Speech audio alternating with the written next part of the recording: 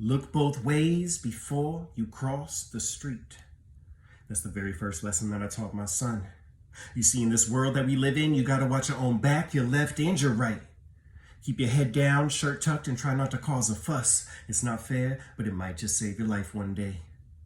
Now, some might say these images aren't meant for your innocent eyes, but I refuse to let you grow up with the truth in disguise. You see, this melanin of ours wasn't meant to hide in the darkness, but instead of embracing it, those around us have sought to snuff it out for centuries.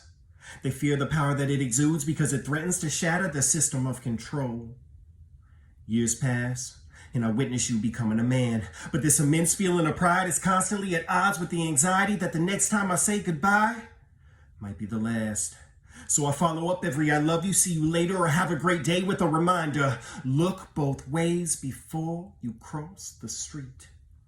You see, in this world that we live in, they try to hold you back until there's no hope left, and I know it isn't right, but you gotta watch the company you keep and check the tone with which you speak. Don't give anyone a reason to ever think that you're just another thug who's up to no good.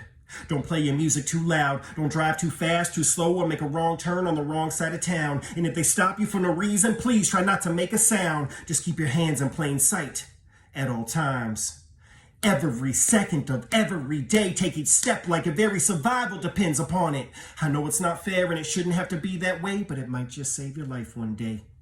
Such a shame I have to show these images to your innocent eyes, but I can't see any other way to ensure you survive. So when I sit you on the couch and turn on the news to show you another brother slain way before his time, it's so you can see how you can do everything right, but still end up on the wrong side of that thin blue line. And all that it takes is a prior charge or for them to fear for their lives, for it to be justified. It's funny how that only works when the skin tone is lighter than mine. Another avoidable tragedy. If all he did was comply. They tell us comply, but what they really mean is submit. Submission, the concept they've been trying to ingrain into our very DNA for 400 years. Yes, sir. Yes, officer. Yes, master. Comply, comply, comply. When they gun us down like dogs in the street, they ask, why didn't he just comply? We comply until we're blue in the face, whether it be from exasperation or from the absence of life inside of our bodies. These black bodies, these beautiful black bodies have been emasculated, defiled, battered, bruised, broken, and cast aside. And as the numbers continue to climb and the pile has grown so high, another mother cries asking, Lord, why? Our very presence, no, our mere existence strikes fear into the hearts of those around us, no matter if it's the ones charged to protect and serve or just another concerned citizen. So whether you're a child who's playing in the park, or a father shopping in the store, or a young man sitting on the couch, standing on the corner, walking home, going for a drive, or taking a jog to exercise, just please, please look both ways before you cross the street.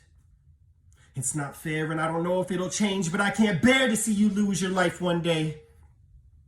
You see, son, I prayed you'd never be tested on those lessons I taught you in the past. Because you can do everything right, and there's still a chance that you might not pass. 7 days before you turn 25, you're pursuing a master's and working full time. It's 9:15 when a concerned citizen had reported a possible crime.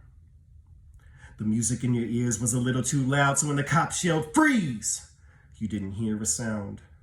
But the words of your father had taught you how, so before you crossed that street, you looked around and the hoodie that he wore put a target on his back.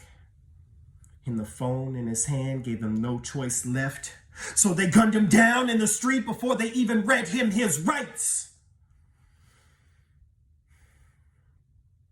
Now all that remains is the image of the life leaving his innocent eyes. Another mother soon to cry, asking, Lord, why?